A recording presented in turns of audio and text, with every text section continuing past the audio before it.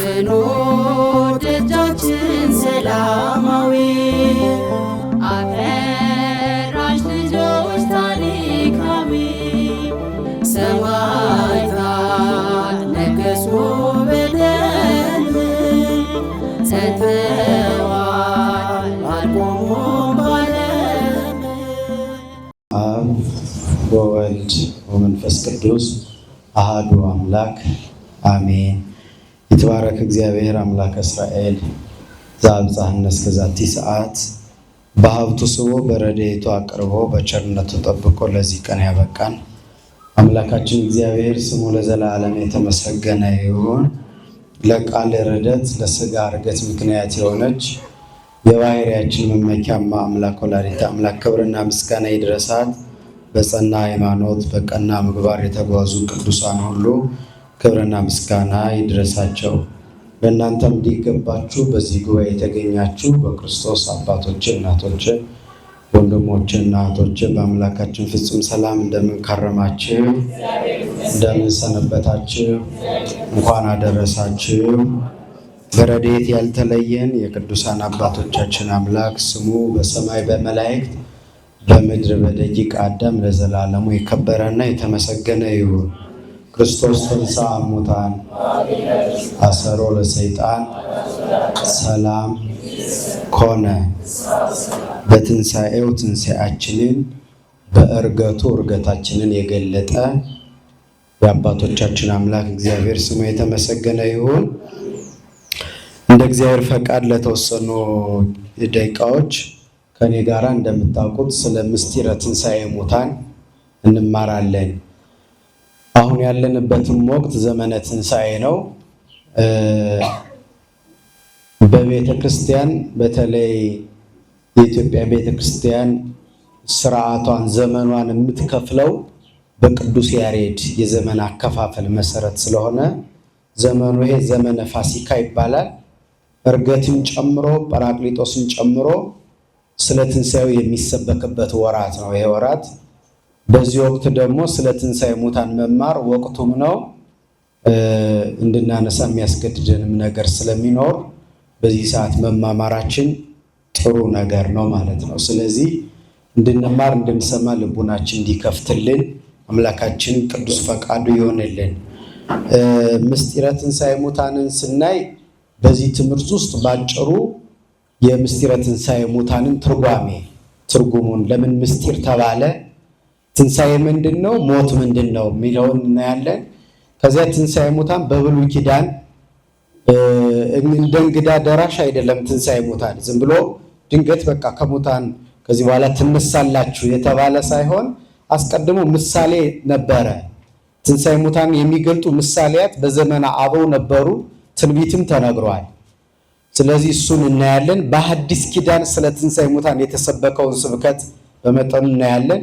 ከዛ ደግሞ በየዘመናቱ የተነሱ ሊቃውንት ስለ ትንሣኤ ሙታን በጣም አበክረው አስተምረዋል፣ ምሳሌ መስለዋል። እሱን እናይና በመጨረሻ የሙታን ትንሣኤ እንዴት ይደረጋል ሚለውን አይተን ነው የዛሬ ቆይታችን የምንቋጨው። ከመጀመሪያው እንደ መግቢያ ስናይ ትንሣኤ የሚለውን ነገር እንመልከትና ከዛ ወደ ቀጣዩ እንሄዳለን። ትንሣኤ የሚለው ተንሥአ ተነሳ ከሚል የግዕዝ ግስ የተገኘ ነው። ትንሣኤ እና መነሳት ማለት ነው ትርጉሙ። ነፍስና ስጋ በሞት ከተለያዩ በኋላ በመጨረሻው ዘመን በትንሣኤ ይገናኛሉ።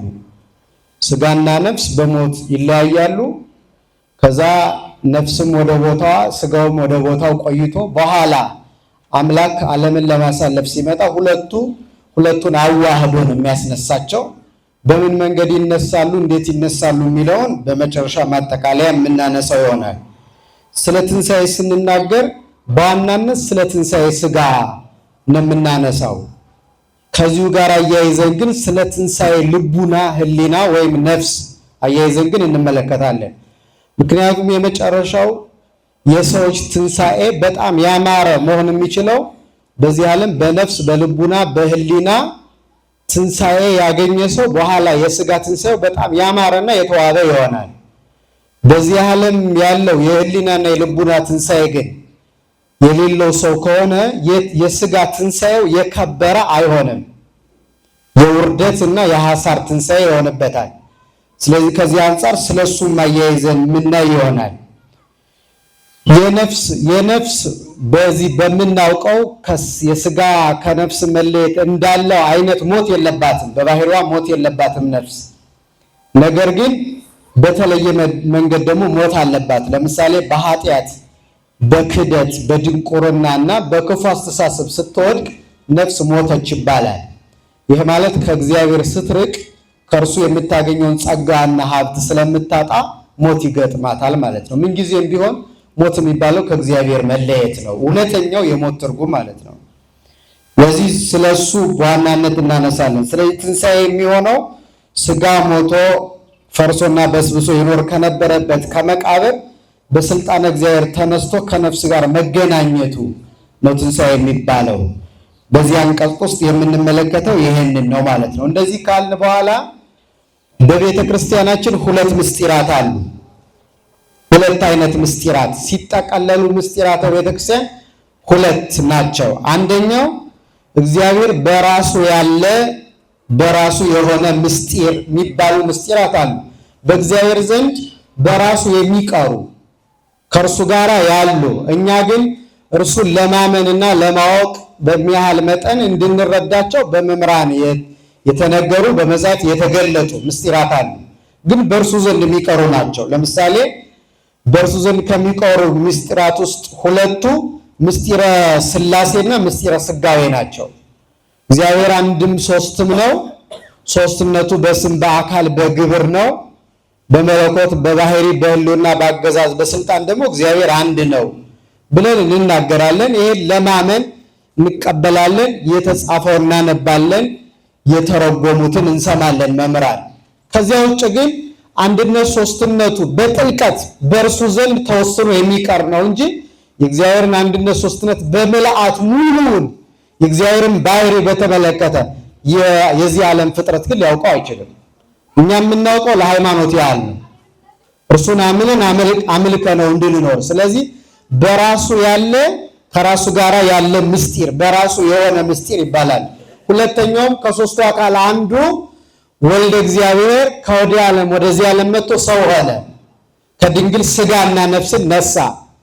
የሰው ልጅ ከወደቀበት አስነሳ።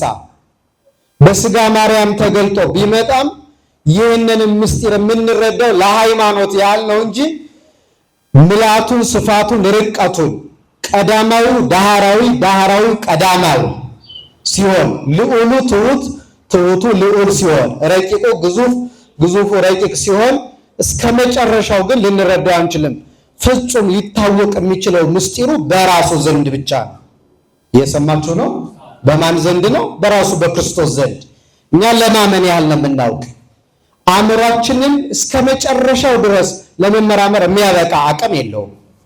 ስለዚህ ሁለቱ እነዚህ ናቸው። በጠቅላላ ራሱ እግዚአብሔር ቅድመ ዓለም በአንድነት በሦስትነት የሚኖርበትን ምስጢረ ህላዌ ያኗኗሩን ምስጢር እግዚአብሔር ሦስት አካላት ያሉት አንድ አምላክ መሆኑ ከሦስቱ አንዱ ደግሞ ሰው መሆኑን ሰውን ለማዳን ያደረገውን ሥጋዌ ሰው መሆን የምናይበት ይባላል አንደኛው ምስጢር።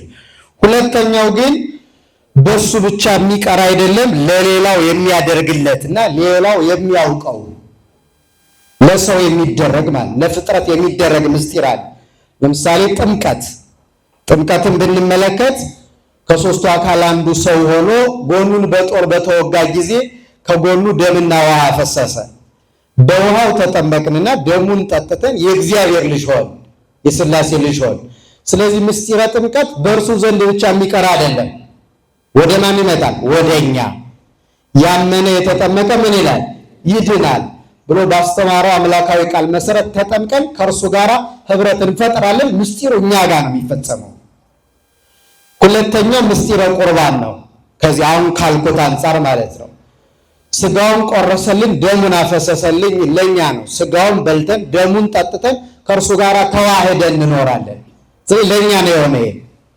ከዛ የመጨረሻውም ትንሣኤ ሙታን ስንል ሰው ከሞተ በመቃብር ከፈረሰ ከበሰበሰ በኋላ እንደገና ተነስቶ ከእግዚአብሔር ጋር ይኖራል የሚለው ምስጢር ለሌላው የሚያደርግለትና ሌላው የሚያውቀው ነው። ለኛ ነው አይደል የሚሆነው? ደህና ናችሁ? ነው አይደለም? ለኛ የሚሆን ነው። ስለዚህ ለኛ የሚያደርግልን እኛ የምናውቀው ምስጢር ይባላል ምስጢረ ትንሣኤ ሙታን።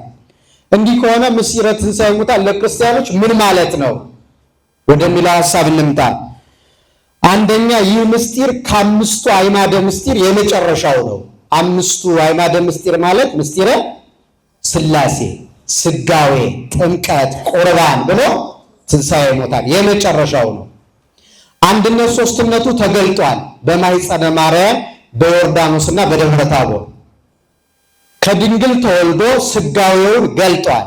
ተጠምቆ ጥምቀትን መስርቶልናል። በቀራንዮ ተሰቅሎ ሥጋውን ቆርሶ ደሙን አፍስሶ ራሱን ለዓለም መስዋዕት አድርጎ ሰጥቷል። እነዚህ አራቱ ሁሉ የተፈጸሙ ናቸው። የመጨረሻውና በተስፋ የሚጠበቀው ትንሣኤ ሙታን ነው የኛ። ስለዚህ ገና በትንቢትነት ያለ ምስጢር ይባላል። ይሄ ምስጢር በምንነት ክርስቶስ ይመጣል። አባታችን ወይም ስንጸልይ መንግስት ምን ትበል ትምጣ፣ መንግስቱ ትገለጣለች፣ ሙታን ከመቃብር ይነሳሉ፣ ድምፁን የሚሰሙበት ወራት ይመጣል ተብሎ እንደተነገረው በትንቢት የሚጠበቅ ነው ይሄ ማለት ነው። በዚያ ላይ በትንቢት መጠበቁ ብቻ ሳይሆን ለእያንዳንዱ ክርስቲያን በተሰማራበት እግዚአብሔር በሰጠው ጸጋ እንዲጸና ከሚያደርጉት ምስጢራቶች አንደኛው ይሄ ነው። ትንሣኤ ሙታን ከሌለ ከሞት የማንነሳ ከሆነ እግዚአብሔርን መጥቶ ፍርድ የማይሰጥ ከሆነ ክርስቲያን መሆን ራሱ ዋጋ የለውም። ምን ያደርግናል? ሰማዕታት ሰውነታቸውን ለእሳት ለስለት አሳልፈው እንዲሰጡ ጨክነው ያደረጋቸው ምስጢር ይሄ ነው። ለምን? እንደሞቱ አይቀሩም፣ እንደታሰሩ አይቀሩም፣ እንደተሰደዱ አይቀሩም። እውነተኛው ዳኛ ይመጣል። ስለተቀበሉት መከራ እጥፍ ድርብ ዋጋ ይከፍላቸዋል። ተስፋ ያደረጉት ይሄንን ነው። ሙተን አንቀርም እንጂ ሙቶ የሚቀር ቢሆን ሰው ኖሮ በዚህ ያለ መከራ መቀበሉ ምን ይጠቅመው ነበር? ይነሳል። ከዚያ ደግሞ ልዩ ክብር ይጠብቀዋል። ጻድቃን በገዳም ጤዛ ልሰው ድንጋይ ተንተርሰው ድምፀ አራዊትን ጸባ አጋንንትን ታግሰው የሚኖሩት ትንሣኤ ሙታን እናስበው ነው። እኛ የምንጾመው የምንጸልየው የምንሰግደው ክርስቲያን ሆነን የምንኖረው ይሄን ምስጢር አስበን ነው። ሙታን ይነሳሉ፣ ክርስቶስ ያስነሳቸዋል። ሲያስነሳ ዋጋ ይሰጠናል። የጾማችን፣ የጸሎታችን፣ የስግደታችን ክርስቲያን የመሆናችንን ዋጋ ይሰጠናል ብለን ተስፋ ያደረግነው ይሄንን ነው። ለዚህ ነው ቅዱስ ጳውሎስ አንደኛ ቆሮንቶስ ምዕራፍ 15 ላይ እንዲህ ብሎ የተናገረው በኤፌሶን ከአንበሳ ጋር መታገሌ ሙታን የማይነሱ ከሆነ ምን ዋጋ አለው ይላል። ሰማችሁ? በኤፌሶን ፊት ለፊት ከአንበሳ ጋር ታግሏል ቅዱስ ጳውሎስ። አንበሳ ያለውም ይላሉ መተርጉማኑ እለእስክንድሮስ የሚባል የወንጌል ጠላት ነበር። የቅዱስ ጳውሎስ የአገልግሎቱ እንቅፋት ፊት ለፊት ከእርሱ ጋር ተጋፍጦ ወንጌልን አስተምሯል። ከእለእስክንድሮስ ከዚያ ከጨካኙ ከአውሬው ማለት ነው። እንደ አውሬ የከፉ ሰዎች አሉ በየዘመናቱ የሚነሱ። አንበሳ ያለው እሱ ነው። ከነዚህ ጋር ለወንጌል ብዬ ፊት ለፊት የተጋፈጥኩት ትንሣኤ ሙታን አለ ብዬ አስቤ ነው እንጂ ሙታን የማይነሱ ከሆነ ከዚህ አንበሳ ጋር ምን አታገለኝ? ዋጋዬን ማን ይሰጠኛል? ሙቼ የምቀር ከሆነ ብሎ የተናገረለት ምስጢር ነው። የሚያጸና የሚያበረታ በመከራ የሚያስቆም ልዩ ምስጢር ነው ይሄ ምስጢር። ይሄን የሰጠን አምላክ የተመሰገነ ይሁን። ለኛ ይሄን የመሰለ ትርጉም ያለው ነው። ደከመኝ ሰለቸኝ ሳንል በክርስትና እንድንጸና የሚያደርገን ምስጢር ነው። ለምን ምስጢር ተባለ የሚለውን እናንሳ። የመጀመሪያው ምስጢር ማለት በሌሎቹ ምስጢራት ትርጉሙን እንደሰማችሁት ድብቅ፣ ሽሽግ፣ ስውር ከአእምሮ በላይ የሆነ ነገር ማለት ነው። ወደዚህ ምስጢር ስናመጣ ተለያይተው በተለያየ ስፍራ ይኖሩ የነበሩት ነፍስና ስጋ እንደገና ተዋህደው የመነሳታቸው ነገር ረቂቅ ድብቅ ስለሆነ በጣም ስውር ስለሆነ ለመረዳት በጣም ይከብዳል። ለምሳሌ አሁን በመቃብር ያሉ ሙታን አሉ። እኛም በተራችን ወደ መቃብር እንሄዳለን። እንደምታውቁት ከጥቂት ቀናት በኋላ የሰው አስከሬን ይለወጣል፣ መፍረስ ይጀምራል፣ ይፈርሳል። ሲጀመር ሲሞት አራቱ ባህሪያት ይለያዩበታል። አራቱ ባህሪያት የሚባሉት ነፋስ፣ እሳት፣ ውሃ፣ መሬት ናቸው። አሁን ሰው ሆነን የምንኖረው እነዚህ አራቱ እኛ ጋር ተስማምተው ስላሉ ነው። ሲለያዩ ነው የምንሞተው። ነፋስም ወደ ሀገሩ ወደ መዝገቡ መኖሪያ ቦታ አለው። ነፋስ ዓለመ ነፋስ የሚባል ተለይቶ ይሄዳል። እሳትም ይሄዳል፣ ውሃም ይሄዳል። መጨረሻ ብቻውን የሚቀረው ማን ነው? አፈር ነው የሚቀረው። ሲገባ መፍረስ፣ መበስበስ፣ ከዛ ወደ አፈርነት መለወጥ የሚሆነው በዚህ ምክንያት ነው። እንግዲህ አስቡት፣ ከዚህ በኋላ ሰው ነፍሱና ስጋው ከተለያየ በኋላ ከዚያ ደግሞ አራቱ ባህሪያት ከተለያዩ በኋላ ወደ መቃብር ወርዶ ፈርሶ በስብሶ አመድ ትቢያ ከሆነ በኋላ ሰው እንደገና ተነስቶ በክርስቶስ ፊት ይቆማል የሚለው ምስጢር ስለሆነ ነው። ለሚያምን ሰው የሚያምን ሰው የሚቀበለው የሚረዳው፣ የማያምን ሰው ግን ሊቀበለው፣ በተለይ ሰዱቃውያን ትንሣኤ ሙታን የለም የሚሉ ሊረዱት የማይችሉት ስለሆነ ምስጢር ተባለ። ምን ተባለ? ቁርስ አልበላችሁም እንዴ? ፊታችሁ ትንሽ የሚያስፈራራ ነገር አለው እና ለመፍታት ሞከሩ። ፊታችሁ ምን አለው? ምስጢረ ትንሣኤ ሙታን ያልነው በዚህ ምክንያት ነው። ከዚሁ ጋር ተያይዞ ከአምስቱ አዕማደ ምስጢር ከምስጢራት መካከል አንዱ ስለሆነ የወዲያኛውን ዓለም ምስጢር ስለሚገልጥ በልብ መርምረን በቃል ተናግረን የማንዘልቀው ስለሆነ የምናምነው እንጂ የማንወስነው። አሁን ይሄንን እንወስነዋለን፣ አምነን ነው የምናበቃ። በነገራችን ላይ እውቀት የሚቋጨው በእምነት ነው። ሰው በተለይ ምስጢራተ ቤተክርስቲያን በእውቀት እመራለሁ ብሎ እምነት ትቶ ማለት ነው፣ ከእምነት ተለይቶ ዝም ብሎ በእውቀት ብቻ ቢኳትን የመጨረሻው ከሃዲ ነው የሚሆነው። ክህደት ደግሞ ማዕረግ አይመርጥ፣ ጾታ አይመርጥ። እላይ ያለ ሰው ሊሆን ይችላል በማዕረግ እምነትን ጥሎ በራስ እውቀትና ፍልስፍና መመራት ከተጀመረ ወደ ክህደት ያደርሳል። ስለዚህ በእምነት የምንወስነው እንጂ የምንዘልቀው አይደለም እያንዳንዱ ምስጢር። በዚህ ምክንያት ምስጢር እንለዋለን። በዚያ ላይ ለሚገባቸው ምዕመናን ነው እንጂ የሚገለጥ ለማይገባው ሰው አናስተምረው። ይሄንን ጌታም ዕንቁዎቻችሁን በእሪያዎች መካከል አታስቀምጡ ብሎ በወንጌል አስተምሯል። ዕንቁዎቻችሁ ማለት ምስጢሮቻችሁ፣ ሃይማኖታችሁ፣ ምስጢራተ ቤተክርስቲያንን ለማያምን ለመናፍቅ ለአሕዛብ አጋልጣችሁ አትስጡ። ለምን? እሪያ የዕንቁ ክብር አይገባውም። የማያምን ሰው የሃይማኖት ምስጢር አይገባውም። ሶሻል ሚዲያ ላይ የምታዩት ያ ሁሉ ጦርነት ለማይገባው ሰው ያን ሁሉ ምስጢር አጋልጠን ሊረዳ ለሚያንቋሽሽ ሰው ሁሉ ነው ምስጢሩን አውጥተን የምንናገረው።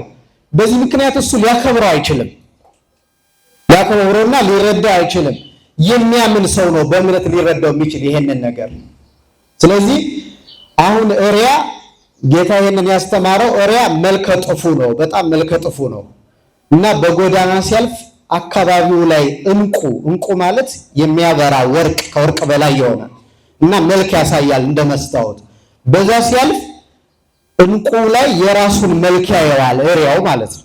መልኩን ሲያይ እንዲህ ምን አይነት መልከ ጥፉ የሆነ አስፈሪ አውሬ መጣብኝ ብሎ፣ የማን መልክ ነው?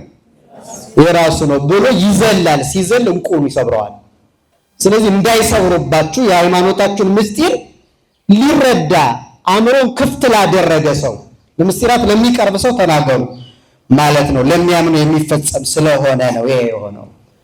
ይህን ካለ በኋላ የምስጢረ ትንሣኤ ሙታን ጉዳይ እንደ እንግዳ ደራሽ እንደ ውሃ ፈሳሽ አይደለም፣ ድንገት የመጣ አይደለም። አስቀድሞ ወደፊት የሚሆነውን ነገር በትንቢት በምሳሌ አምላካችን ሲገልጥ ኖሯል።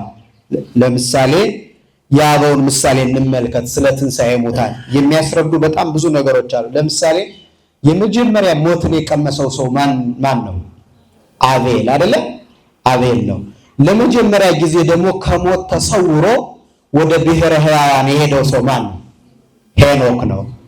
አሁን እነዚህን እግዚአብሔር እነዚህን ታሪኮች ያስቀመጣቸው ይላሉ ሊቃውንት ሞትም ትንሣኤ መኖሩን ሊነግረን ፈልጎ ነው።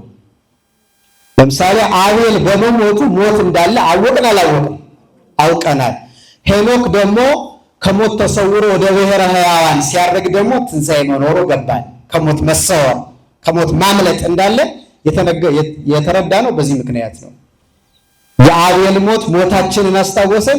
የሄኖክ እርገት ደግሞ ምናችን? ትንሣኤና እርገታችንን። ይህንን ሊቁ ዮሐንስ አፈወርቅ በድርሳኑ በአቤል አፍርሆሙ ወበሄኖክ አንቅሆሙ ይላል። በአቤል አስፈራቸው ምን እንዳለ ነግሮ፣ ሞት እንዳለ ነግሮ። ሞት ያስፈራል አይደለም? ከዛ ወበሄኖክ አንቅሆሙ ማለት ነው በሄኖክ ደግሞ አነቃቃቸው፣ ተስፋ ሰጣቸው። ሙታችሁ አትቀሩ ትነሳላችሁ ለማለት ይሄንን ምሳሌ ምስጢር አስቀድሞ እግዚአብሔር ገልጧል። እነዚህን ሁለቱን ኦሪት ዘፍጥረት ምዕራፍ 4 ቁጥር 8 ምዕራፍ 5 ቁጥር 24 ላይ ታገኙታላችሁ። ማስታወሻ ያዛችሁ እንድትጽፉት ነው የምናገረው።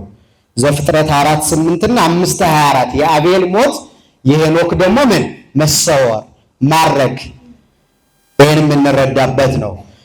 ይሄ ብቻ አይደለም። አቤል ሞታችንን ገለጠልን። ሁለተኛው ደግሞ ከሞተ በኋላ የአቤል ደም ይጮህ ነበር አይደል? ይጮህ ነበር አይጮህ? ይጮህ ነበረ። መሞታችንን ከሞተ በኋላ ደግሞ ደሙ ለረጅም ጊዜ ይጮህ ነበረ የአቤል ደም። ይሄ ደግሞ ትንሣኤያችንን ገለጠ። ሰው ሕያው መሆኑን ማለት ሙቶ የማይቀር ፍጥረት መሆኑን የሚገልጥ ነው። በተለይ የቃየል ዘሮች በማያይ እስከ ኖህ ዘመን ማለት ነው ከአዳም 10ኛ ትውልድ እስከሆነው እስከ ኖህ ዘመን ድረስ የቃየል ዘሮች ነበሩ። ኃጢአታቸው በዝቶ እግዚአብሔር የጥፋት ውሃ አምጥቶ የቃየልን ዘሮች ያጠፋቸው በኖህ ዘመን ነው በማያይ። ያን ጊዜ ነው የአቤል ደም መጮህ ያቆመው። እስከዚያ ድረስ ግን እስከ 10ኛ ትውልድ በጣም ብዙ ዘመናት ሙቶ አቤል ደሙ ግን ይጮህ ነበረ። ይሄ የትንሣኤ ምሳሌ ነው። ግልጽ ነው ሐሳቡ። የትንሣኤ ምሳሌ ነው። ሌላኛው ደግሞ ራሱ በኖህ ታሪክ ውስጥ የተገለጠው ምሳሌ የትንሣኤ ሙታን ማሳያና ምሳሌ ማስረጃ ነው። ኖህ ከጥፋት ውሃ እንዲድን እግዚአብሔር መርከብ እንዲሰራ አዞት ነበር። መርከብ ሰርቶ ወደ መርከቡ ገባ።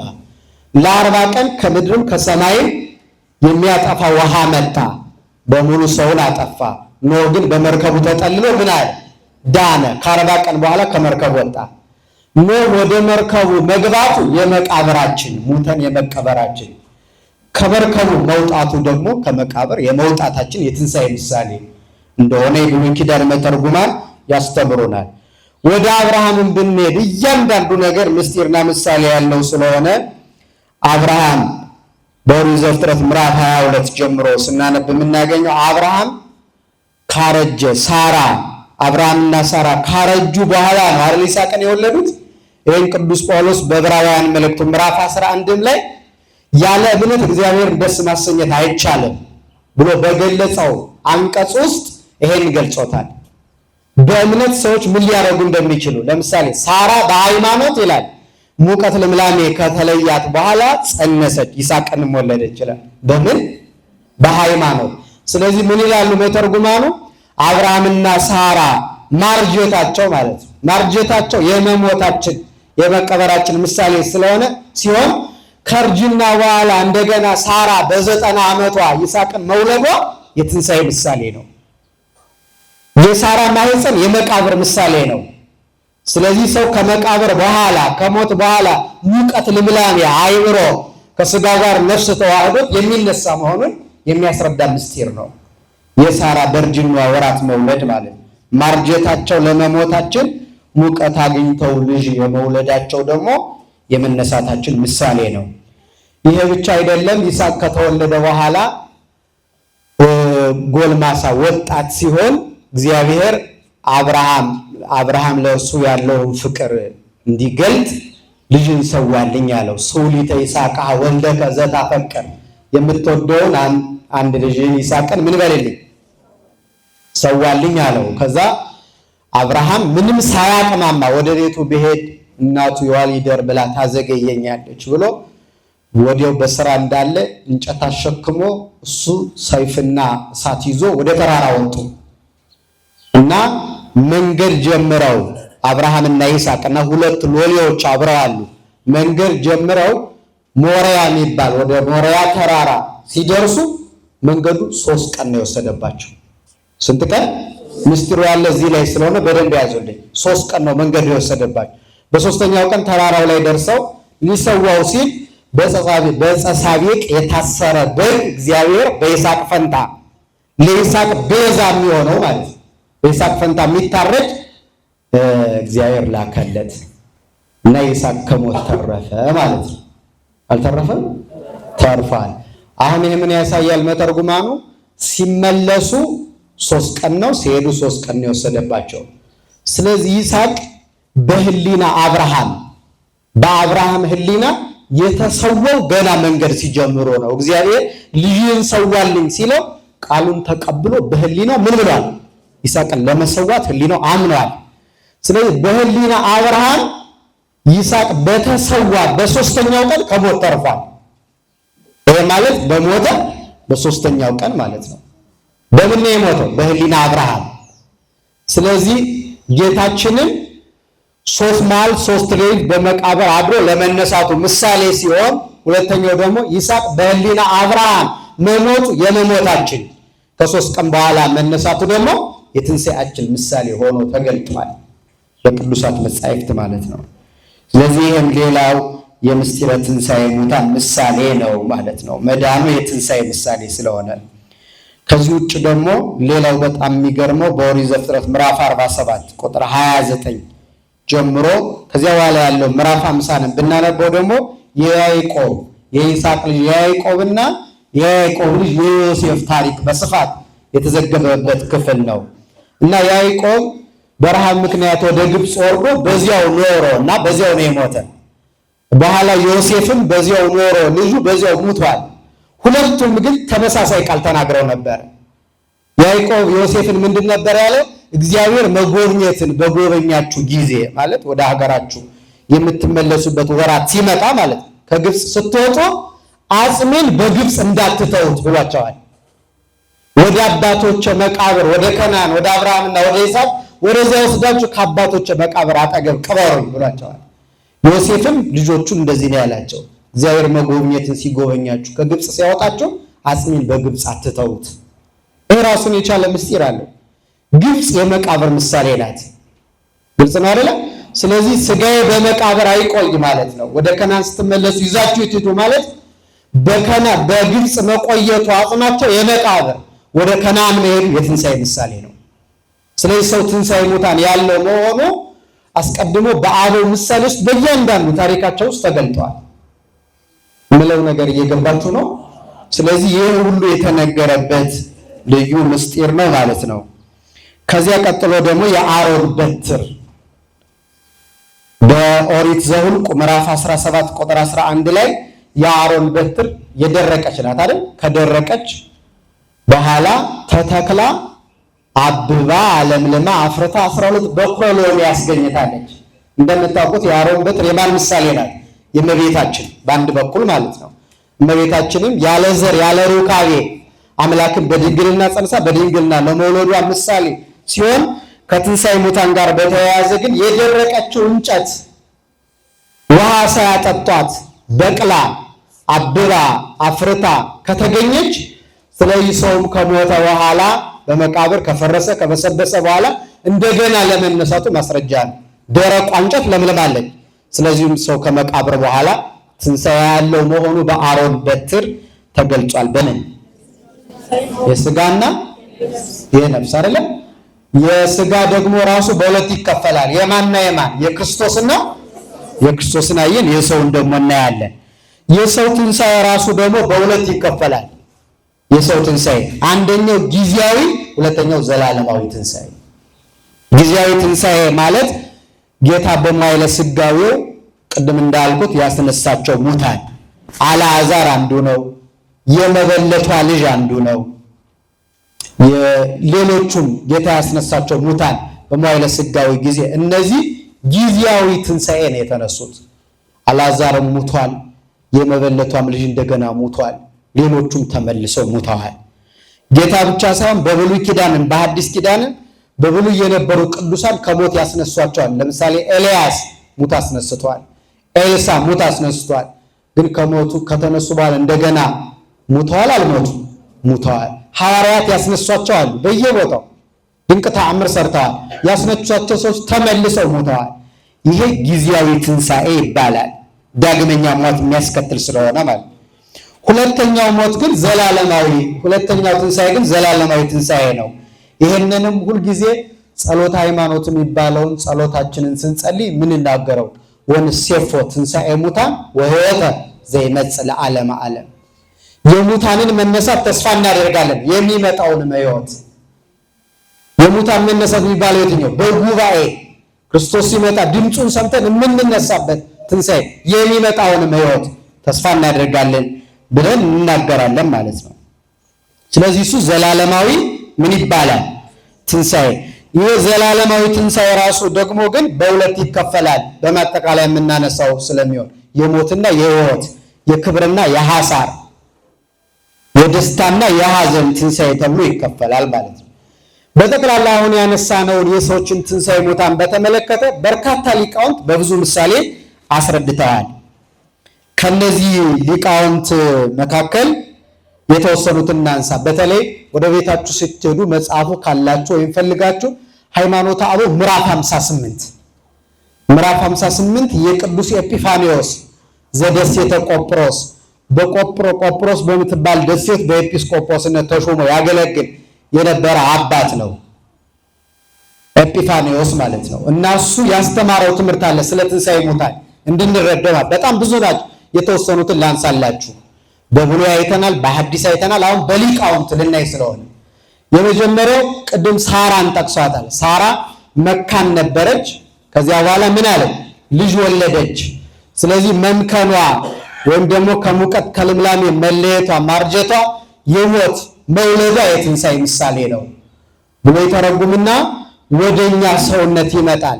በራሳችን ሰውነት ላይ እንኳን የሚገለጡ ብዙ ነገሮች አሉ ይላል። አንደኛው ፀጉራችን፣ ሁለተኛው ጥፍራችን። ፀጉራችን ይበቅላል። ስንወለድ ስንጸነስ ፀጉር አልነበረንም። ከዛ እየበቀለ ይሄዳል። መብቀሉ የመወለዳችን፣ ማደጉ የማደጋችን። ሲያድግ ደግሞ ምን እንለዋለን? መቆረጥ ቆሟል መሰል ዘንድሮ። ለምሳሌ አይመችም መሰለኝ እንቆረጠዋለን አይደለ? ፀጉራችን እንላጨዋለን። ከተላጨን በኋላ እንደገና ይበቅላል አይበቅልም? ስለዚህ መብቀሉ የመወለዳችን፣ ማደጉ የማደጋችን፣ መቆረጡ የመሞታችን ሲሆን እንደገና መልሶ መብቀሉ ደግሞ የምናችን የትንሣኤያችን ምሳሌ ነው። ጥፍራችን ይበቅላል፣ ያድጋል፣ ይቆረጣል። ከዚያስ ተመልሶ ያድጋል ጥፍራችን ራሱ። ይህንን የተናገረው ቅዱስ ኤጲፋኒዎስ ነው። ስለዚህ መብቀሉ የመወለዳችን፣ ማደጉ የማደጋችን፣ መቆረጡ የመሞታችን፣ እንደገና መብቀሉ ደግሞ የትንሣኤያችን ምሳሌ ነው። ሰው ይተኛል፣ ይነሳል አይደለ እንዴ? መተኛቱ የመሞቱ፣ መንቃቱ ደግሞ የትንሣኤው ምሳሌ ነው። ፀሐይ በምስራቅ ትወጣለች፣ በምዕራብ ትገባለች። እንደገና በሚቀጥለው ቀን በምስራቅ ትወጣለች። በምስራቅ መውጣቷ የመወለዳችን፣ በምዕራብ መግባቷ የመሞታችን፣ እንደገና በምስራቅ መውጣቷ ኧረ ነገሩኝ የትንሣኤያችን ምሳሌ ነው ይልና ሌሎችም እንኳን የኛ ባህሪ ሌሎች እነዚህ ትንሣኤ ሙታን እንኳን የሌላቸው ፍጥረታት ትንሣኤ ሙታንን ይገልጣሉ ይልና ሶስት ፍጥረታትን ያነሳል። ባጭሩ ልንገራቸው። አንደኛ የእሳት ራት የምትባል ፍጥረት አለች። የምን ራት? የእሳት ራት። ምንድነው ጠባይዋ? ይቺ ፍጥረት በቃ የፈለገ መትረጊስ ደግናችሁ ብትጠብቋት አምልጣ እሳት ውስጥ መግባት ነው የምትፈልገው። ለምን እንደዛ እንደምትፈልግ ታውቃላችሁ? ከእርጅናዋ የምትታደስበት ነው እሳቱ። በእሳት መቃጠሏ ለሌላ ሕይወት ያበቃታል። እና ምንድነው የሚሆን? ብትከለክሉ አምልጣ መጣ እሳት ውስጥ ትገባለች። እሳቱ አቃጥሎ አመድ ያረጋታል። ያ የዚያች የእሳት ራት አካል 40 ቀን ጠብቆ በ40ኛው ቀን እንደገና ትል ሆና የእሳት ራቷ ከፍ ከፍ እያለች እያደገች በታደሰ ሰውነት እንደገና በ40ኛው ቀን ትነሳለች። ሰማችሁ? እንደገና ከተቃጠለች በኋላ ማለት ነው። ሌሎቹም በጣም ብዙ ምሳሌዎች አሉ። ሁለተኛው ፍጥረት ከራዲዮን የሚባለው ወፍ ነው። ይሄን በተደጋጋሚ ሰምታችሁት ይሆናል። ቅዱስ ያሬድን በድጓው ለዘተወልደን ቅድስት ድንግል ምንተ ንብሎ እናስተማስሎ ለመድኃኒነ አርዌ ገዳምኗ አንበሳ ወሚመ ከራዲዮን ይላል። ከድንግል የተወለደውን በዱር የሚኖር አንበሳ ብለን እንመስለው ወይስ ከራዲዮን የሚባል ነጭ ወፍ ብሎ ይናገራል። እና ከራዲዮን የሚባለው በዚህ በፋርስ ባቢሎን፣ በኢራቅና በኢራን አካባቢ በቀድሞ በነገስታት ቤት እንደሚኖር ታሪክ ተጽፏልና የታመመ ሰው ሲኖር ነው የሚያቀርቡት። ሚድን ከሆነ ይቀርበዋል፣ የማይድን ከሆነ አይቀርበውም። ሚድን ከሆነ ቀርቦ አፉን ከአፉ ገጥሞ እስትንፋሱን ይቀበለዋል። ወፉ ነጭ ነው እና የበሽተኛውን እስትንፋስ ሲቀበል ያ ነጭ ወፍ ጥቁር ይሆናል፣ ይጠቁራል። ከዛ ብርድ ይለዋል፣ ያማዋል። ወደ አየር ወጥቶ ለ3 ሰዓት ፀሐይ ይመታል። ለስንት ሰዓት? ለ3 ሰዓት ፀሐይ ይመታል። ከ3 ሰዓት የፀሐይ መመታት በኋላ ወደ ባህር ወርዶ 3 መዓልት 3 ሌሊት በባህር ያድራል። ከዛ በኋላ በሶስተኛው ቀን ከባህሩ ይወጣል። በሽታው ለቆት የቀድሞው ነጭነቱ ተመልሶ ጥቁርነቱ ለቆት ወደ አየር ይወጣና ይበራል ወደ ሰማይ። ማነው እሱ? ንገሩኝ እንጂ። ከራዲዮን ይባላል ይሄ ወፍ ማለት ነው። እና ይህ ወፍ የጌታ ምሳሌ ነው፣ የራሱ የጌታ ምሳሌ ነው። ወደ በሽተኛ ያቀርቡታል ማለት ወደ ታመመው ዓለም መጣ። ወደ ሚድነው በሽተኛ ነው ግን የመጣ ወደ ማን? ወደ አዳም። ዲያብሎስም በሽተኛ ነው፣ እሱም ግን አልቀረበውም። ለምን? የማይድን በሽተኛ ስለሆነ ንስሐ ስላልገባ። ወደ አዳም መጣ፣ ባህሪው አደረገ። በዚህ ምክንያት የማይታመመው ታመመ፣ የማይራበው ተራበ፣ የማይጠማው ተጠማ። ከዚያ በኋላ ወፉ ወደ አየር ወጥቶ ብርድ ሲለው 3 ሰዓት በአየር ፀሐይ እየተመታ እንደቆየ ጌታም ሰውን ለማዳን ከምድር ከፍ ከሰማይ ዝቅ ብሎ ለ3 ሰዓት ያህል በመስቀል ላይ ከ6 ሰዓት እስከ 9 ሰዓት ቆየ። ከዛ ወፉ ወደ ባህር እንደወረደ ጌታም ወደ መቃብር ወርዶ 3 መዓልት 3 ሌሊት በከርሰ መቃብር አድሮ ከዚያ ቅድም ነው የቀድሞ ጻዳው ተመልሶለት ማለት ሞት፣ ሕማም፣ መቸንከር፣ መቁሰል፣ መራብ፣ መጠማት፣ መድከም ሳይኖርበት ጌታ ሞትን ድል አድርጎ ተነስቶ በ3ኛው ቀን ተነሳ። በ40ኛው ቀን እንደዚያ እንደ ከራዲዮን ወፍ ምን አለ? ወደ ሰማይ በረረ ማለት ነው። ቅዱስ ዮሐንስ ወንጌላዊ ቤተክርስቲያን ዘንስር ዮሐንስ ትለዋለች። ዘንስር ንስር ወደ ሰማይ እንደሚወጣ የጌታንም ርገቱን በስፋት የተናገረ ስለሆነ ያስተማረ ስለሆነ ዘንስር ዮሐንስ ትለዋለች። በዚህ የእሱ ትንሣኤ ተሰብኳል። የኛም ትንሣኤ እንደ ከራዲዮን እንደዚሁ ተነስተን ጌታ ሲመጣ የምንበር መሆኑን ተረድተንበታል። ሌላኛውና የመጨረሻው ኦፈ ፊንክስ ይባላል። ፊንክስ የሚባል ወፍ ነው። የኛው ከራዲዮን ይባላል። ይህ የሚኖረው ግብፅ ነው። ግብፅ አካባቢ ነው የሚኖረው። ማን ይባላል አልኳችሁ? ፊንክስ ነው የሚባለው። እዚሁ አለ ሃይማኖተ አበው ላይ ግብፅ አካባቢ ነው የሚኖረው። በግብፅ እንደምታውቁት ዝናብ አይዘንብም። የግብፅ ሕይወቱ አባይ ነው አይደለ? ዝናብ አይዘንብም፣ የታወቀ ነገር ነው። ግብፅ ዝናብ የሚዘንበው በ500 ዓመት አንድ ጊዜ ነው ይላል መጽሐፍ። በ500 ዓመት አንድ ይዘንባል። የሚዘንበውም ለዚህ ንስር ብሎ ነው፣ ለዚህ ወፍ ብሎ ነው። እግዚአብሔር ስራ ምስጢሩን የሚገልጥበት ፍጥረት ስለሆነ ማለት ነው። ምንድነው የሚሆነው? 500 ዓመት ኑሮ ይህ ወፍ እድሜው በጣም ረጅም ነው። ስንት ዓመት? 500 ዓመት ኑሮ እርጅና ይሰማዋል። እርጅና ሲሰማው ምን ያደርጋል? ወደ ዮርዳኖስ ባህር አጠገብ ይሄድና ከባህሩ ዳር አጠገብ ዱላድ የሚባል ጭቃ አለ። ያ ጭቃ ተፈጥሮ እሳታዊ ነው፣ ለእሳት ቅርብ የሆነ ያንን ሰውነቱን በሙሉ ይቀባል። ይሄ ወፍ ማለት ይቀባና እንጨት ሰብስቦ አምጥቶ እንጨቱን ይከምርና ከእንጨቱ ላይ ይወጣል ወፉ። ከዛ በኋላ ክንፉን ያማተዋል። ክንፉን ሲያማተው ከክንፉ ውስጥ እሳት ይወጣና ሰውነቱን በሙሉ አቃጥሎ አመድ ትቢያ ያደርገዋል። ከዚያ በኋላ እሱ ከተቃጠለ በኋላ ዝናብ ይወርዳል በግብፅ። ለማን? ለሱ። ስለዚህ ያ ዝናብ የተቃጠለ አመድ ትቢያ የሆነ አካሉ ላይ ዝናቡ ሲወርድበት በመጀመሪያው ቀን ያ ወፍ ትንሽ ትል ይሆናል በውሃው በዝናቡ ምክንያት። ከዛ በሁለተኛው ቀን ትንሽ ወፍ ይሆናል። በሶስተኛው ቀን የቀድሞ ታላቅ ንስር ኦፈ ፊንክስ ሆኖ ወደ ሰማይ ይበራል ይላል። ስለዚህ በዚህ ጌታችንን በሶስተኛው ቀን ሞትን ድል አድርጎ መነሳቱ ከዛም ወደ ሰማያት ማረጉን ይገልጣል። ሁለተኛ ደግሞ በየኛም ከክርስቶስን ተከትለን በትንሣኤው ትንሣኤያችን በእርገቱ እርገታችን ሆኖ እርሱ ባለበት ሀገር የምንኖር መሆኑን ትንሣኤ ሙታን ከተሰበከባቸው ፍጥረታት አንዱ ኦፈ ፊንክስ ነው ማለት ነው። እንደዚህ ካልን በኋላ ዘላለማዊ ትንሣኤ በሁለት ይከፈላል ብያቸዋለሁ። አንዱ የሕይወት አንዱ የሞት ነው። ይህንን አንደኛ ቆሮንቶስ ምዕራፍ 15 ላይ የዮሐንስ ወንጌል ምዕራፍ 5 ላይ ሁለቱንም አይነት ሞቶች ተጽፈው እናገኛቸዋለን።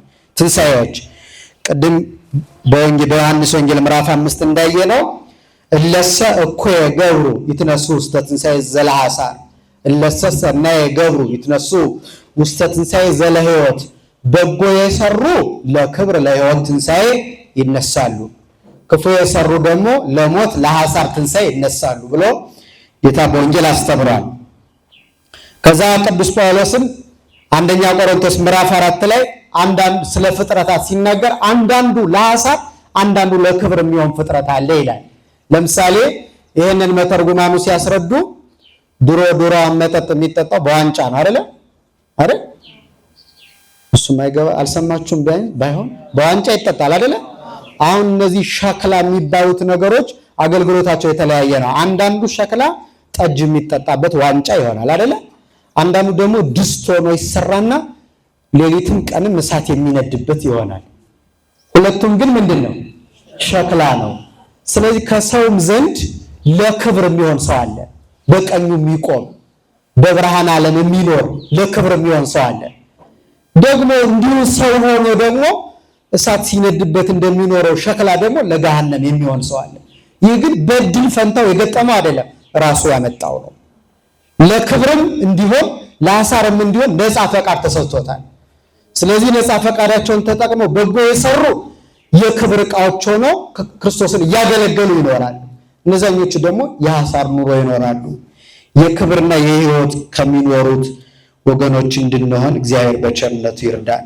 ይህንን ራሱ ጌታ በወንጌል አሚያ ይበርሁ ጻድቃን ከመፀሐይ በመንግስት አቡሆሙ በአባታቸው መንግስት ጻድቃን እንደ ከዋክብት ይደምቃሉ፣ እንደ ፀሐይ ያበራሉ ብሎ ተናግሯል። የትኞቹ? የሕይወትና የክብር ትንሣኤ የሚነሱትን ማለት ነው። ስለዚህ ክርስቶስ ይመጣል፣ ደጋጎቹን በቀኙ ክፉዎቹን በግራ ያቆማቸዋል ሚለው በምሳሌ የተገለጠ ነው። በጎቹን በቀኙ ፍየሎቹን በግራ። በጎቹ ጻድቃን፣ ፍየሎቹ ኃጥአን ናቸው። የበጎችና የፍየሎችን ጠባይና አመል በቅዱሳት መጻሕፍት የማቴዎስ ወንጌል ምዕራፍ 25 ላይ መተርጉማኑ አስቀምጠውላቸዋል። አንብቡት። በግ አንገቷን ደፍታ ነው የምትሄደው፣ ጭቃ አትሰቀቅም። ከመካከላቸው ከበጎች መካከል አንዱን አውሬ ነጥቆ ከበላው ከዛ በኋላ በጎቹ በረው ይሄዳሉ፣ አይመለሱም። በዛ ላይ ደግሞ በጎች በደጋ መኖር ይስማማቸዋል።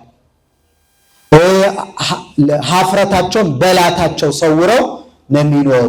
ፍየሎች ደግሞ ከዚህ ተቃራኒ አንገታቸውን ደፍተው አይሄዱም። ፍየሎች ቀና ብለው ነው።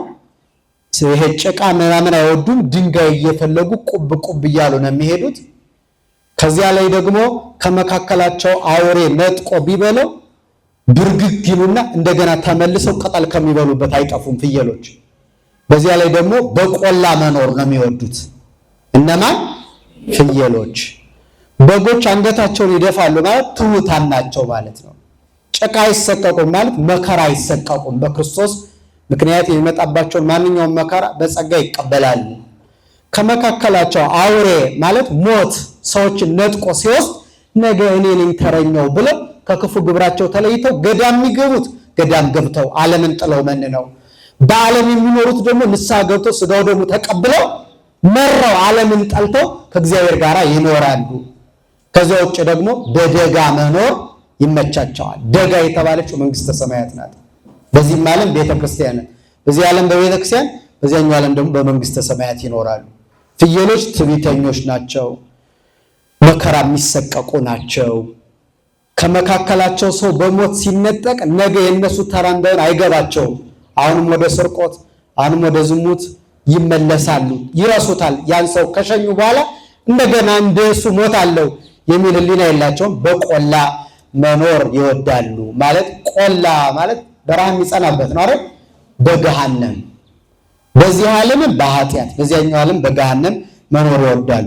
ስለዚህ ክርስቶስ ሲመጣ እንደዚህ ያቆማቸዋል የሚለው በምሳሌ እንድንረዳው ነው እንጂ ሲመጣ እንደዚህ ኑ እናንተ በዚህ ተሰለፉ፣ እናንተ ደግሞ ኑ በዚህ ተሰለፉ የሚል ሆኖ አይደለም። እንደዛ የለም።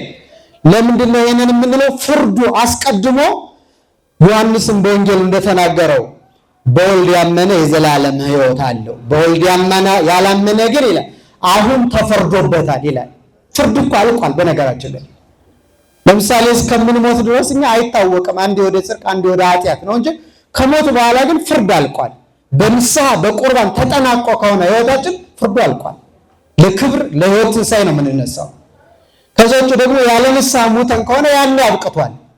ስለዚህ አሁን ዛሬ በዛሬ ውሏችን ለክብርና ለህይወት ነው ለሞትና ለሐሳር ነው እናውቀዋለን አናውቀው? እንደተጻፈልን ህግ እናውቀዋለን። የእግዚአብሔር ቸርነት እንዳለው ሆኖ ማለት ነው እናውቀዋለን። ዛሬ በውሏችን የምን አይነት ትንሣኤ ተሳታፊዎች እንደምንሆን መረዳት እንችላለን። እናውቀዋለን። ውሏችን ከኃጢአት ተለይተን በጽድቅ ጸንተን ካል ለህይወት ትንሣኤ ከሚነሱት እንደሆን እንረዳዋለን። ሌላውን የቀረው እሱ የሚያውቀው ነው ማለት ነው። ስለዚህ ይሄ እንደዚህ ብሎ ጌታችን ይመጣል። ከዚያ በኋላ ደጋጎቹን ኑ እናንተ የአባቴ ቡሩካን ዓለም ሳይፈጠር ወዘጋጀችላችሁ ወደ ዘላለም ህይወት ሂዱ፣ እነዚህኞቹን ደግሞ ወደ ዘላለም እሳት ሂዱ ይላቸዋል። ይህ ከመሆኑ በፊት ግን ሙታን ከመነሳታቸው በፊት የሚሆን አንድ መሰረታዊ ጉዳይ አለ። እሱን አንስቼ ሐሳቤን ልቋጭ። እሱ ምንድነው? ጌታ ከመምጣቱ በፊት ጻድቃንና ኃጥአን በሃይማኖት የሚጸኑትና የማይጸኑት ይለዩ ዘንድ የመከራ ጊዜያት ጨማምረው ይመጣሉ። ከነዚህ መከራዎች አንዱ የሐሳዊ መሲህ መምጣት ነው። በዚህ በትንሣኤ ሙታን ውስጥ የምናየው ሌላው መሰረታዊ ጉዳይ ይሄ ነው። ሐሳዊ መሲህ ይመጣል እና ይህ ሰው እናቱ ከነገደ ኤሳው ማለት የያዕቆብ ወንድም ማለት ነው። ከነገደ ኤሳው የሚወለድ ነው እና እናቱ ድንግል ነኝ ብላ በዚህ በአሕዛብ የአምልኮ ቦታ አካባቢ የምትገኝ በተለይ ደግሞ በመቃብር ቦታ ወደዚያ ትመጣለች። የሐሳዊ መሲህ እናት ማለት ነው። ከዚህም በኋላ ነቢያት ሐሰት መጥተው አንቺ ክርስቶስ እኮ አልመጣም፣ በድንግልና ጸንሰሽ በድንግልና ነው የምትወልጂ አንቺ ብለው ይነግሯታል። ከዛ በመቃብር አካባቢ በአሕዛብ መቃብር አካባቢ ስትኖር የ15 ዓመት ቆንጆ ሆና ሰይጣን ያድርባታል። ከዛ ከመቃብር አረሚ ከማያምን ሰው መቃብር ገብታ ስትጸልይ ከነገደ ኤሳው የተወለደ አንድ አይና ቀይ ጎልማሳ መጥቶ ከክብር ያሳንሳታል። በድንግልና እያለች የ15 ዓመት ቆንጆ ናት። ያኔ በዚህ ምክንያት ሐሳዊ መሲህ ይጸነሳል። ከዚህ ሴት እዛ ሲወለድ ሰይጣን ስላደረባት በድንግልና ጸንሼ በድንግልና ነው የወለድኩ ብላ ትናገራለች። ከሷ የሚወለደው ልጅ አንድ አይኑ ደም የሰረበው ወይም ደግሞ በደም የተሞላ ታችኛው ከንፈሩ በጣም ትልቅ የሆነ ከዛ እግሩን እያማታ ከወዲያ ወዲህ የሚሄድ አንድ አውራ ጣቱ ጠማማ የሆነ ልጅ ተወልዳለች። በመጽሐፍ እንደተነገረው ቀንዶቹ 10 ራሶቹ ደግሞ 7 ናቸው ተብሎ ተነግሯል። 10 ቀንድ 7 ምን ራስ ያለው ማለት 7 ራስ የተባሉት በዘመኑ የሚሰሩ ትልልቅ ኃጢአቶች ናቸው። 7ቱ አርእስተ ኃጣውእ የሚባሉት ማለት ነው። በዚህ በመጽሐፍ የተገለጸ ኃጢአተ አዳም ምንድን ነው? የእግዚአብሔርን ስልጣን መጋፋት፣ ራስን እንደ እግዚአብሔር መቁጠር። የኛን ዘመን ታዩታላችሁ እንደዚህ የሚደረግበት ዘመን እንደሆነ። ኃጢአተ ሰዶም ወንድ ከወንድ ሴት ከሴት ሰው እየተጋባ ፍጥረቱን የሚያበላሽበት ዘመን ማለት የኃጢአት ይሰራል። ኃጢአተ እስራኤል እግዚአብሔርን የመካድ ይክልሉ እግዚአብሔር ሰሪያ ማይድ በገዳም በበረሃ እግዚአብሔር መና ማዘጋጀት ይችላል ብሎ አምላክነቱን የመጠራጠር። ቅትለተ ዘካርያስ ሞተ ወልደ እግዚአብሔር የካህናት መሞት፣ የንጹሃን ሰዎች ደማቸው መፍሰስ፣ በጠቅላላ 7 ታላላቅ ኃጢአቶች በዘመኑ ይሰራሉ። 7ቱ ራሶቹ የተባሉ እነሱ ናቸው። 10 ቀንዶቹ የተባሉት ደግሞ የሐሳዊ መሲህን ክፉ ተግባር የሚተባበሩ 10 ሀገራት ናቸው። በዓለም ውስጥ ያሉ የእሱ ጉዳይ አስፈጻሚ ግብረ ሰዶማዊነትን የሚያስፋፉ የንጹሃን ደም እየፈሰሰ ለሰይጣን መስዋዕት እንዲሆን ማድረግ የሚፈልጉ ይህን ፖሊሲ ያላቸው 10 ሀገራት ናቸው። እንዲህ አይነት ሰው ይመጣል። ከዚህ በኋላ በምትሃት ፀሐይና ጨረቃን በእጁ ይዞ የያዘ መስሎ ሳይዝ ሰዎችን ያሳስታል፣ ከሃይማኖት ያስወጣል። ብዙ ሰዎች ከሃይማኖታቸው ይወጣሉ እውነት መስሏቸው። ይሄ ምልክት ያን ጊዜ እውነተኛውን ሃይማኖት ለመግለጽ ዛሬ የተሰወሩ ቅዱሳን ይመጣሉ። እነማን? እነ ሄኖክ፣ እነ መልከጼዴቅ፣ እነ ዕዝራ፣ እነ ኤልያስ፣ እነ ዮሐንስ ወልደ ነጎድጓድ፣ እነ ቅዱስ ያሬድ፣ እነ አቡነ አረጋዊ፣ ሌሎቹም የተሰወሩ ቅዱሳን ይመጣሉ። ወንጌል ይሰብካሉ። ቅዱሳን ስለሆኑ ውሸቱን መሆኑን ፀሐይም ከመስኮቷ እንዳለች ጨረቃም ከመስኮቷ እንዳለች በዘመኑ ላሉ ሰዎች ያሳያቸዋል። ውሸቱን ነው ይያለው ያለ ፀሐይ መስኮቷ አልወጣችም አልያዛትም ጨረቃም ብለው እውነቱን ይገልጣሉ። በዚህ ምክንያት እንደነ ቅዱስ ጊዮርጊስ እንደነ ቅዱስ መርቆሬዎስ ለሰማዕትነት ይበቃሉ፣ ደማቸው ይፈሳል። ይህም የሚሆነው ሳይሞቱ ወደ መንግስተ ሰማያት መግባት ስለማይቻል ግብር ተለውጠው በታደሰ ስጋ መስዋዕት ሆነው በሞቱ በሶስተኛው ቀን ጌታ ሙታንን ሲያስነሳ እነሱንም አብሮ አስነስቶ ለክብር ያበቃቸዋል። ከነዚህ ቅዱሳን ጋራ እድል ፈንታችን እንዲሆን አምላካችን በቸርነቱ ይርዳን። ከዛ በኋላ ሙታን ይነሳሉ።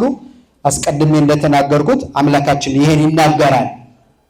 ከዚህ ጋራ በተያያዘ በመጽሐፍ እንደተናገረው ክርስቶስ ይመጣል በሕያዋንና በሙታን ሊፈርድ ነው የሚለው መጽሐፍ።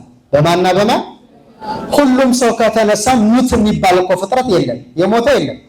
ግን ከተነሱት መካከል ሕያዋን አሉ፣ ሙታን አሉ። ሕያዋን የሚባሉት ጻድቃን ናቸው፣ ሙታን የሚባሉት ኃጥአን ናቸው።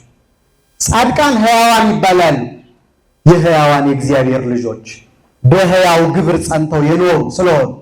ኃጥአን ደግሞ ሙታን ይባላሉ፣ የሞተው የዲያብሎስ የግብር ልጆች እና በሞተ ግብር ጸንተው የኖሩ ስለሆነ። ስለዚህ እኛን ከሕያዋን እንጂ ከሙታን እንዳይጨምረን አምላካችን በቸርነቱ ቅዱስ ፈቃዱ ይሆንልን። ይሄን ካነሳን በኋላ በመጨረሻ የትምህርቴ መቋጫ የሚሆነው ጌታችን 3 መዓልትና 3 ሌሊት በመቃብር አድሮ የተነሳ እንላለን እና እንዴት ነው ቁጥሩ የሚሆነው የሚል ጥያቄ በተደጋጋሚ ስለሚነሳ በዚሁ ማንሳት ተገቢ ስለሆነ ነው። በቤተ ክርስቲያናችን በ2 ወይም በ3 መንገድ የጌታችን በመቃብር መቆየት ይተረጎማል። አንደኛ በዕብራውያን አቆጣጠር ነው። ዕብራውያን አንድ አቆጣጠር አላቸው። መዓልት ይስህቦ ለሌሊት ወሌሊት ይስህቦ ለመዓልት የሚል ሌሊቱ ቀኑን ቀኑ ሌሊቱን ይስበዋል የሚል ማለት ነው። ስለዚህ ዛሬ የተደረገ አንድ ክዋኔ የዛሬ ቀን ሌሊቱ መቼ ነው? ከ12 ሰዓት በኋላ ያለው አይደለም። ከትናንቱ ሌሊት ነው የሚጀምረው፣ ትናንት ማለት ነው። ከጨለማ ይጀምራል፣ ወደ ብርሃን ነው የምንመጣ። ስለዚህ አሁን ዛሬ ቀን የተደረገ ያለፈውን ሌሊት ስቦ ያመጣዋል።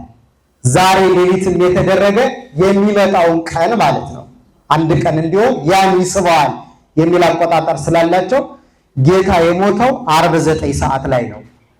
ግልጽ ነው አይደለ? ዓርብ 9 ሰዓት ነው። ስለዚህ ዓርብ ቀን ስለሆነ የሞተው ቀኑ